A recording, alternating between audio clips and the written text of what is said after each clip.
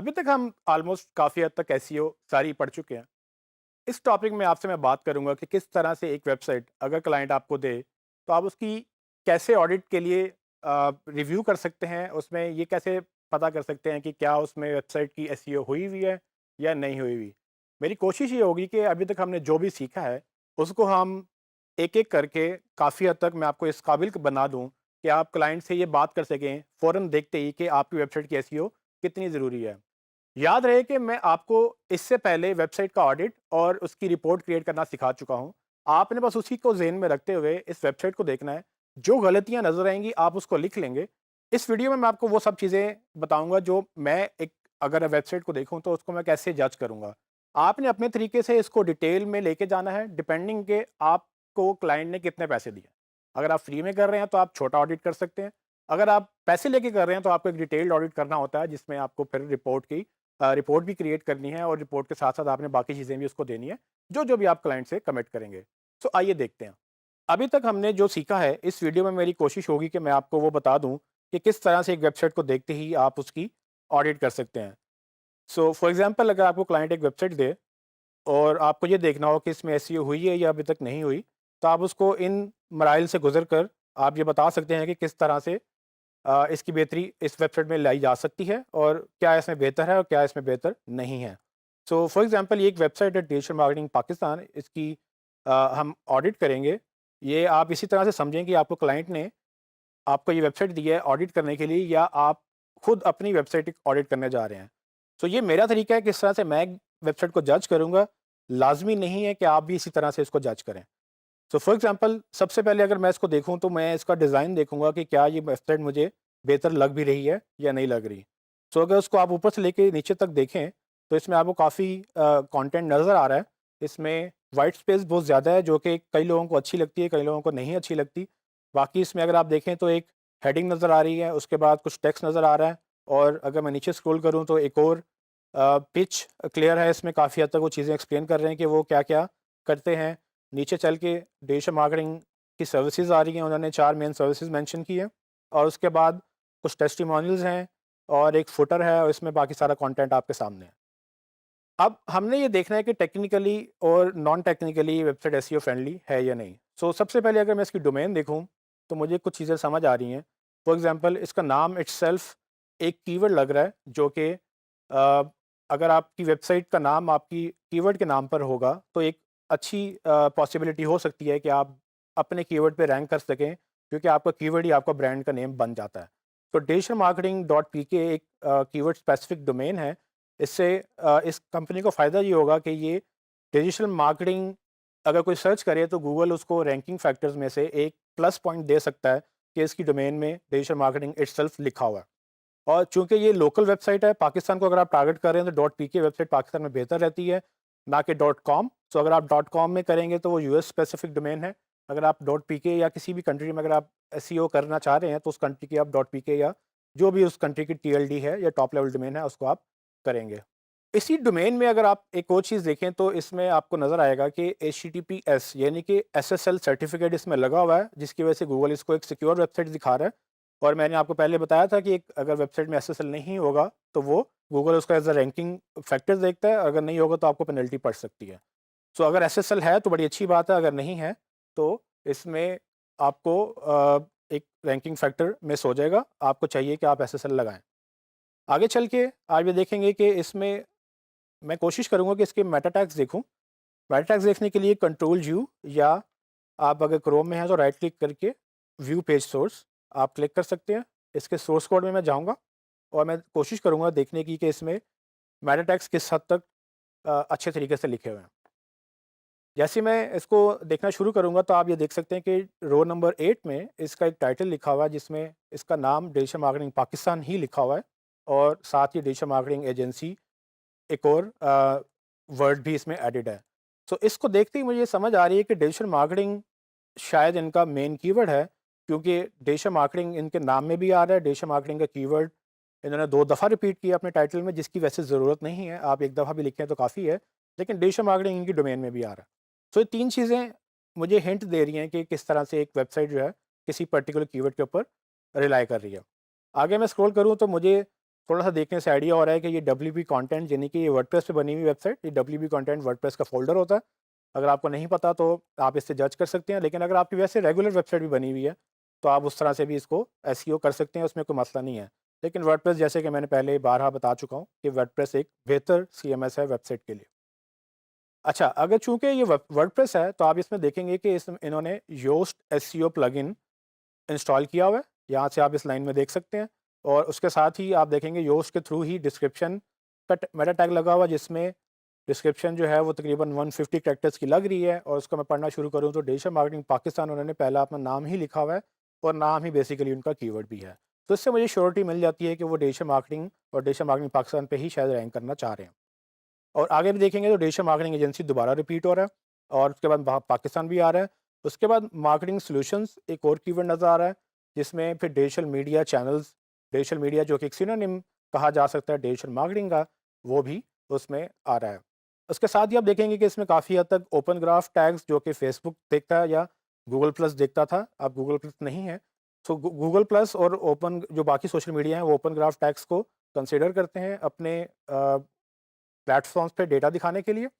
साथ ही आप देखेंगे ट्विटर कार्ड की भी उन्होंने मेटा टैग्स डाले हुए हैं। ये सब चीज़ें जो हैं आपको हिंट दे रही हैं कि ये प्रॉपरली एक ऑप्टिमाइज़ वेबसाइट है। अगर इसमें ये टैग्स नहीं होते तो हम इसको कहते कि ये बेहतर नहीं है, लेकिन इसका मतलब ये नहीं कि ये अच्छे भी हैं। सो ये चीज़ याद रखिएगा कि सिर्फ़ टैग्स होना ही काफ़ी नहीं होता, टैग्स का ठीक होना भी बहुत ज़रूरी होता है। क्या वो टैग कीवर्ड ऑप्टिमाइज्ड है? इसका पता आपको तब चलेगा जब आप कीवर्ड रिसर्च कर चुके होंगे और आप फिर देखेंगे कि क्या डिजिटल मार्केटिंग पाकिस्तान एक अच्छा कीवर्ड था भी या नहीं। अगर डिजिटल मार्केटिंग पाकिस्तान या डिजिटल मार्केटिंग एजेंसी एक अच्छा वर्ड नहीं है और यहाँ पर लिखा हुआ है, तो वो आपको कोई हेल्प नहीं करेगा, क्योंकि आपका वो ट्रैफिक लेके नहीं आ रहा। सो टैग्स होना काफ़ी नहीं होता, टैग्स का अच्छा होना भी ज़रूरी है। सो अगर आपको किसी टूल को यूज़ करते हुए या वैसे अगर आप इसको देख भी लेंगे, तो ये याद रखिएगा कि इसकी क्वालिटी आपने अपने स्ट्रैटेजी से, अपने दिमाग से सोचकर, जो भी आपने ब्रेन वर्क करना है उसके मुताबिक आपने सोचना है कि ये ठीक है भी या नहीं। आगे चलते हैं, इसको मैं मज़ीद देखना चाहूँगा कि ये किस तरह से इसमें कीवर्ड्स कौन-कौन से यूज़ हुए हैं, कितनी डेंसिटी में यूज़ हुए हैं। अगर डेंसिटी की बात करें तो मुझे वर्ड्स पूरी वेबसाइट में कम नज़र आ रहा है। ये शायद 500 वर्ड्स नहीं है, लेकिन इसको चेक कर लेते हैं। एसईओ क्विक की एक्सटेंशन मेरे पास इंस्टॉल्ड है। मैं उसी तरह से एसईओ क्विक को क्लिक करके इसका पेज इन्फो देखूँगा, और इसमें कोशिश करूँगा कि ये देखूँ कि इसमें क्या-क्या चीज़ें अवेलेबल हैं। सो टाइटल मुझे, जैसे कि हमने पहले देख चुके हैं सोर्स में, कि टाइटल अवेलेबल है, जिसमें उन्होंने कीवर्ड्स यूज़ करने की कोशिश की है, लेकिन इसमें डिजिटल मार्केटिंग 2 दफ़ा लिखा गया है, जिसकी ज़रूरत नहीं थी। तो यहाँ पर डिजिटल मार्केटिंग की जगह एक दूसरा वर्ड आ सकता था। एक दफ़ा आपने लिख लिया, वो काफ़ी होता है। मेटा डिस्क्रिप्शन में अगर आप देखें तो डिजिटल मार्केटिंग पाकिस्तान और डिजिटल मार्केटिंग एजेंसी, ये दोनों वर्ड्स आ रहे हैं। तो डिजिटल मार्केटिंग अगर आप 2 दफ़ा रिपीट नहीं करना चाहते तो आप इसको भी चेंज कर सकते हैं। लेकिन जैसे कि आपको पता होगा कि आप मेटा डिस्क्रिप्शन 300 लेटर्स तक लेके जा सकते हैं। 150 तक लाज़मी है, 150 से 300 तक आपको अलाउड है। तो इसमें वो बड़ी मेटा डिस्क्रिप्शन नहीं है। नीचे जाएँगे तो गूगल की कैश डेट अगर आप देखें तो 29 मई, जो कि रीसेंट डेट है। इसका मतलब ये है कि गूगल ने इसको रिसेंटली ही क्रॉल किया है।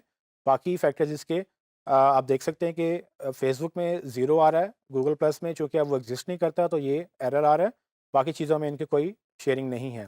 डोमेन की अगर आप देखें तो इंडेक्सेबिलिटी जो है गूगल के तकरीबन 16 यूआरएल इंडेक्स हैं गूगल के अंदर इस डोमेन के, जो कि आप क्लिक करने पे देख सकते हैं कि कौन-कौन से क्रॉलर वेबसाइट के यूआरएल गूगल में क्रॉल्ड है।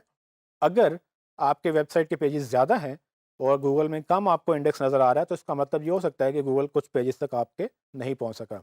याहू में कोई नॉट एप्लीकेबल आ रहा है, और इसका चेक कर लेते हैं क्यों आ रहा है। याहू बता रहा है कि इसमें कोई भी नहीं है, लेकिन अगर आप देखें याहू में भी यूआरएल्स हैं। सो मे बी टूल का मसला है या मे बी याहू के डेटा का मसला है, लेकिन आपने सरासर टूल पे रिलाई नहीं करना, आपने अपना भी उसको वेरीफाई करना। बिंग में इंडेक्स के 6 पेजेस नज़र आ रहे हैं। अगर आप इसको क्लिक करके देखेंगे तो बिंग में आपको एक यूआरएल ओपन होगा, जिसमें आपको पूरी वेबसाइट के यूआरएल नज़र आ रहे होंगे। सो बिंग भी एक सेकंड बिगेस्ट सर्च इंजन कहलाता है यूएस के अंदर। अगर आप गूगल के बाद बिंग को भी ऑप्टिमाइज़ करना चाहें तो आपके लिए इंपॉर्टेंट है कि आप ये अंडरस्टैंड करें कि बिंग में कितने यूआरएल्स हैं और वो किस हद तक आपको गूगल बिंग आपके कहाँ तक कितने पेजेस तक पहुँच सका है। सो अगर मैं नीचे क्रॉल करूँ तो आप देखेंगे कि कीवर्ड डेंसिटी मुझे नज़र आ रही है। इसमें टोटल 693 वर्ड्स लिखे हुए हैं वेबसाइट के ऊपर। मैं समझ रहा था 500 हैं, लेकिन ये 500 से ज़्यादा है। ऑल्दो देखने में कम लग रहे थे, लेकिन ये ज़्यादा है, पर मेरे ख्याल से अगर 1000 होते तो और ज़्यादा बेहतर हो सकता था। सबसे ज़्यादा यूज़ होने वाला सिंगल वर्ड जो है वो डिजिटल है, जो तकरीबन 47 दफ़ा रिपीट हो रहा है, जिसकी डेंसिटी तकरीबन 6.78% बन रही है, जो कि हमारे थ्रेशोल्ड से थोड़ी-सी ज़्यादा है। ये आपको थोड़ा-सा रिस्की हो सकता है, अगर आप डेंसिटी 5 से कम रखना चाहते हैं, तो आपको कोशिश करनी है कि कम से कम उन उन वर्ड्स को उतनी दफ़ा यूज़ करें जितनी दफ़ा वो आपकी आपकी ज़रूरत है। साथ ही अगर आपको टूल ये बता रहा है कि डिजिटल का वर्ड जो है वो टाइटल में भी है और वो कीवर्ड में भी है, उसके बाद वो H1 में भी यूज़ हो रहा है। सो ये आपको हिंट देता है कि किस तरह से आपके वो कीवर्ड्स मेन इंपॉर्टेंट जगहों पे ऑलरेडी मौजूद हैं। तो डिजिटल और मार्केटिंग दोनों मेन वर्ड्स चल रहे थे, साथ पाकिस्तान भी चल रहा था, तो सब आपको नज़र आ रहे हैं कि वो कहाँ-कहाँ मौजूद हैं। उसके बाद अगर आप नीचे क्रॉल करें तो आपको इसी तरह से एजेंसी का वर्ड भी नज़र आ रहा है, वो भी 3 जगहों पे, ख़ास जगहों पे मौजूद है। अगर आप 2 वर्ड फ्रेजेज़ में जाएँगे तो डिजिटल मार्केटिंग जो है वो इकट्ठा तकरीबन 29 दफ़ा रिपीट हो रहा है, उसकी डेंसिटी 8% बन रही है, जो कि कदरे ज़्यादा है। उसके बाद मार्केटिंग पाकिस्तान, वो भी तकरीबन 9 दफ़ा रिपीट हो रहा है और उसकी डेंसिटी 2.5% है, यानी कि 2.6%। अगर आप देखें तो 3 वर्ड फ्रेजेज़ में डिजिटल मार्केटिंग पाकिस्तान जो है तकरीबन 9 दफ़ा रिपीट हो रहा है, जो कि कंपनी का नाम है, और उसके बाद जो सेकंड मोस्ट इंपॉर्टेंट कीवर्ड नज़र आ रहा है वो डिजिटल मार्केटिंग एजेंसी के नाम से है, जो कि उनका टारगेट कीवर्ड भी है। सो टारगेट कीवर्ड जो है ऑलमोस्ट वो उसकी मेन डेंसिटी जो है वो 1.73% है।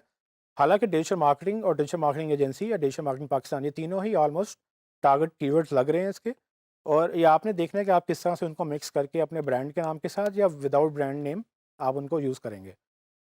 सो आगे चलते हैं डिजिटल मार्केटिंग पाकिस्तान ऑन, ये फॉरवर्ड फ्रेजेस हैं जिसमें 4 वर्ड्स में आप देखेंगे डिजिटल मार्केटिंग पाकिस्तान के साथ ऑन आ रहा है, और ये तकरीबन 4 दफ़ा आ रहा है। On does not make any sense, जिसका मतलब ये है कि ये रेगुलर सेंटेंस में है, ये आपका कीवर्ड नहीं हो सकता। ऑन का वर्ड जो है वो कीवर्ड को रिप्रेजेंट नहीं करता। उसके बाद मीडिया एंड बिज़नेस डेवलपमेंट है, वो तकरीबन 3 दफ़ा रिपीट हो रहा है, और इस तरह से SEO and social media and business, ये सारी चीज़ें आपकी रिपीट हो रही हैं। लेकिन आप ये देखेंगे इनमें कोई भी मेन कीवर्ड डेस्टिनेशन में नहीं है, कहीं पर भी टाइटल में या हेडिंग में नहीं है, ये टेक्स्ट में कहीं न कहीं रिपीट हो रहे हैं। अगर मैं इसके डायग्नोसिस पे जाऊँगा, तो वहाँ मैं क्विकली देख सकता हूँ कि एसईओ क्विक ने क्या ऑडिट निकाला है। वो कहता है यूआरएल ठीक है, जो कि ठीक लग रहा है क्योंकि इसकी लेंथ बहुत ज़्यादा नहीं है, और इसमें जो है कीवर्ड भी हमारा एडिड है। उसके बाद कैनोनिकल भी इसमें एडिड है, जो कि मैंने आपको बताया था डुप्लीकेशन को कंट्रोल करता है, इसका मतलब ये ठीक है। टाइटल 56 कैरेक्टर्स का है। आपको याद होगा कि हमारे पास टाइटल की लेंथ जो है वो 60 से 70 कैरेक्टर्स तक जा सकती है। सो अगर आपका टाइटल छोटा है तो आप इसको बड़ा कर सकते हैं। ये 56 का टूल बता रहा है कि ठीक है, लेकिन मेरी नज़र में इसको बड़ा होना चाहिए। अगर आप यहाँ पर 1-2 वर्ड्स और डाल सकते हैं तो वो आपके लिए बेहतरी है, आप कीवर्ड यूज़ कर सकते हैं। मेरा डिस्क्रिप्शन आप देखेंगे तो 154 कैरेक्टर्स हैं। यहाँ पर इसको 300 कैरेक्टर्स तक जा सकते हैं आप। अगर आप मिनिमम 150 या मैक्सिमम आप 300 तक जाएँगे, तो इसमें भी बेहतरी के चांसेस बहुत मौजूद हैं। अगर आप नीचे आएँ, मेटा कीवर्ड्स नहीं यूज़ किए, गूगल इनको नहीं देखता, लेकिन कुछ सर्च इंजन इसको अभी देखते हैं। ये आपकी मर्ज़ी है, आपने इसको ऐड करना है या नहीं करना। आगे चल के देखेंगे तो हेडिंग्स में आप देखेंगे कि H1 एक दफ़ा ही आ रही है, और जबकि H2 3 दफ़ा, और बाकी डिवाइडेड है। H3 और H4 एग्ज़िस्ट नहीं करते। H4 4 दफ़ा है एक्चुअली। सो H1 एक दफ़ा लाज़मी चाहिए, 2 दफ़ा नहीं होना चाहिए। बाकी H2 या H4 या H3 जैसे भी आपका पेज का लेआउट स्ट्रक्चर बनता है, वो डिज़ाइनर के साथ बैठ के आप डिस्कस कर सकते हैं। लेकिन आपको इस तरह से स्प्रेड आउट करना है, अपने मेन कीवर्ड्स हेडिंग्स में डालने हैं। तो आप देखेंगे डिजिटल मार्केटिंग एजेंसी और पाकिस्तान, ये ऑलमोस्ट मेन हेडिंग में आ रहे हैं। उसके बाद अगर आप देखेंगे हेडिंग 2 में भी डिजिटल मार्केटिंग वर्ड रिपीट हो रहा है। उसके बाद हेडिंग 2 में service, full service digital marketing agency, digital marketing agency main keyword था। उसके बाद सर्विसेज या डिजिटल मार्केटिंग सर्विसेज, जिस तरह से आप देखेंगे सिनोनिम में या रिलेटेड कीवर्ड में काउंट हो सकते हैं। इसी तरह से आप देखें कि इमेजेस तो मौजूद हैं, लेकिन उनमें 15 इमेजेस हैं जो कि विदाउट ऑल टेक्स्ट हैं, जो कि एसईओ के लिए बेहतर नहीं है। आपको इमेजेस लगाने हैं तो उसमें ऑल टेक्स्ट यानी कि कीवर्ड्स इमेजेस में भी डालने हैं। टेक्स्ट इसमें कम है, यहाँ पर आप रेशो देखेंगे कोड की रेशो ज़्यादा है, टेक्स्ट की रेशो कम है। तो आपको इसको टेक्स्ट बढ़ा लेना चाहिए, जैसे कि मैंने पहले प्रेडिक्ट किया था। फ्रेम्स इसमें नहीं लगे हुए, जिसका मतलब ये बेहतर है। फ्रेम्स की टेक्नोलॉजी पुरानी हो चुकी है और अब हम उसको यूज़ नहीं करते हैं। फ्लैश भी नहीं डिटेक्टेड, फ्लैश भी नहीं चाहिए। माइक्रो फॉर्मेट, स्कीमा और ओपन ग्राफ, ये जो एडवांस चीज़ें हमने पढ़ी हुई हैं, इसमें आप देखेंगे कि माइक्रो फॉर्मेट इसमें एग्जिस्ट नहीं करता, जो कि एक नेगेटिव पॉइंट है। इसको आपको ऐड करना होता है। तो इस वेबसाइट में माइक्रो फॉर्मेट मिसिंग है। स्कीमा टैग्स भी इसमें मिसिंग है, जबकि ओपन ग्राफ हमने देखा था कि वो पहले से लगे हुए थे। ट्विटर कार्ड भी इसमें एडिट है। सो ये चीज़ें सोशल पॉइंट ऑफ व्यू से, सोशल एसईओ यानी कि ओपन ग्राफ टैग्स या ट्विटर टैग्स दोनों मौजूद हैं। एएमपी वर्जन इसका अभी मुझे लगता है कि नहीं है, क्योंकि इसमें ये एक एरर दे रहा है। इसको आपको वेरीफाई करना पड़ेगा कि एएमपी फ्रेंडली आप हैं या नहीं। मेटा व्यू पोर्ट इसमें बता रहा है कि वो उसमें गूगल उसको प्रॉपर्ली स्केल कर पा रहा है क्रोम ब्राउज़र के अंदर। सो ये गूगल एक अच्छी प्रॉपर्टी समझता है। इसको आपको देखना है कि आपका ये नेगेटिव पॉइंट तो नहीं आ रहा। आगे चलेंगे तो बाकी सारे भी हमारे चेक मार्क्स आ रहे हैं जिसमें रोबोट डॉट टीएक्सटी एग्जिस्ट करती है। इसको मैं ओपन कर लेता हूँ। साथ ही मैं नीचे देखूंगा एक्सएमएल साइट मैप भी एग्जिस्ट करता है, इसको भी मैं ओपन कर लेता हूँ। और उसके बाद लैंग्वेज भी मेंशन्ड है इसमें यूएस की, इसमें डॉक्टर भी मेंशन्ड है, इनकोडिंग भी मेंशन्ड है, गूगल एनालिटिक्स भी इसमें इंस्टॉल्ड है। ये एक डिफरेंट टॉपिक है, इसका एसईओ के ताल्लुक नहीं है, लेकिन अगर आप गूगल एनालिटिक्स में ट्रैकिंग नहीं कर रहे हैं तो इसका मतलब मे भी आपको पता नहीं चलेगा कितने लोग आए हैं या आपकी वेबसाइट पे कितने लोग नहीं आए हैं। फेव आइकन भी मौजूद है इसमें, जिसका मतलब ये है कि आप ऊपर ये जो ग्रीन बटन देख रहे हैं ब्राउज़र्स के अंदर, ये आपको फेव आइकन कहलाता है। इससे आपको ये पूरे ब्राउज़र में देखेंगे आप हर एक को फेव आइकन हर वेबसाइट का एक उसकी आइडेंटिटी बन जाता है। एनीवेज़ हम वापस जाते हैं अपने रोबोट्स वाली फ़ाइल के ऊपर। सो रोबोट्स अगर आप देखेंगे तो इसमें रोबोट्स में बाकी सब अलाउड है, सिर्फ एक फ़ोल्डर नॉट अलाउड है, जो कि आपको ज़रूरत नहीं होती। लेकिन आपको यहाँ पर साइट मैप एडिट नहीं है, जो कि एक नेगेटिव पॉइंट हो सकता है। अगर आप यहाँ पर साइट मैप कॉलन अगर साइट मैप का यूआरएल लिखेंगे, जो कि ये यूआरएल है, तो वो एक बेहतर होगा। गूगल को एक्सेसिबिलिटी है, बाकी सब चीज़ों को एक्सेसिबिलिटी में आसानी होगी। एक्सएमएल साइट मैप में आप देखेंगे सिर्फ पेज का साइट मैप एग्जिस्ट करता है। आप उसको क्लिक करेंगे तो उसके अंदर बाकी सारे पेजेस और उनके अंदर कितने इमेजेस हैं और उसके साथ लास्ट टाइम कब मॉडिफाई हुआ था, सारी चीज़ें उसमें मेंशन्ड है। ये साइट मैप आप जब गूगल सर्च कंसोल में जब डालते हैं तो गूगल आपके सारे के सारे यूआरएल इजीली क्रॉल कर सकता है। तो इस तरह से आप एक बेहतर तरीके से बता सकते हैं कि किस वेबसाइट में क्या मसले हैं और किस वेबसाइट में क्या मसले नहीं हैं। आपको ये एम्पावर करेगा कि किस तरह से वेबसाइट की एसईओ कहाँ स्टैंड करती है। जैसे कि आपने देखा कि कुछ ही मिनट्स में मैंने एक वेबसाइट की बैकएंड से और फ्रंट एंड से दोनों से मैंने उसको रिव्यू कर लिया है। ये आपको हेल्प इस तरह से कर सकता है कि आप अपनी वेबसाइट या अपने क्लाइंट की वेबसाइट जो भी आपको ऑडिट करने के लिए आती है या एसईओ करने के लिए आती है, आप उसको रिव्यू करेंगे, उसमें से गलतियाँ निकालेंगे और डिपेंड ये करता है कि आपने कितना टाइम लगाना है उसके ऊपर। तो मैं ये करता हूँ कि अगर मुझे क्लाइंट कोई कहता है कि जी मैंने एसईओ करवानी है, तो मैं उसको फ़ौरन रिव्यू करके उससे बात करने के काबिल हो जाता हूँ कि भाई आपके ये मसले मुझे अभी फ़ौरन देखने में नज़र आ गए हैं और ये इसको हम ठीक करेंगे। लेकिन अगर इसका डिटेल्ड ऑडिट अगर आपसे कहा जाए, फॉर एग्जांपल कि वो आपको पैसे देता है कि इसमें सारी गलतियाँ निकालो, तो आपको चाहिए कि आप इसका डिटेल्ड ऑडिट करें बैठकर और इसकी रिपोर्ट बनाएँ और उसके बाद रिपोर्ट प्रेज़ेंट करें। सो इससे ये फ़ायदा होगा कि आप इसको एज़ अ सर्विस भी सेल कर सकते हैं, लेकिन अगर आप एज़ अ सर्विस इसको नहीं करेंगे, इसको सिर्फ़ अगर आपने बेस बनाकर पूरा प्रोजेक्ट लेना है, तो आप इसको एज़ अ फ्री ऑडिट करके एक रिपोर्ट पेश करके क्लाइंट को कन्विंस कर सकते हैं कि आप एक बेहतरीन एक्सपर्ट हैं एसईओ के अंदर और आप जो कर रहे हैं, आपको पता है आप वो क्या कर रहे हैं। ये चीज़ें इसलिए ज़रूरी हैं कि क्लाइंट आपको तब पैसे देगा जब आप उसको ये कॉन्फिडेंस देंगे कि आपको काम आता है। तो वो कॉन्फिडेंस आपको तब आएगा जब आपको वाक़ई देखने में आपको नज़र आएगा कि प्रॉब्लम्स क्या हैं और उसको आप बता सकेंगे कि ये प्रॉब्लम्स एग्ज़िस्ट करती हैं और इसको हम ठीक करेंगे।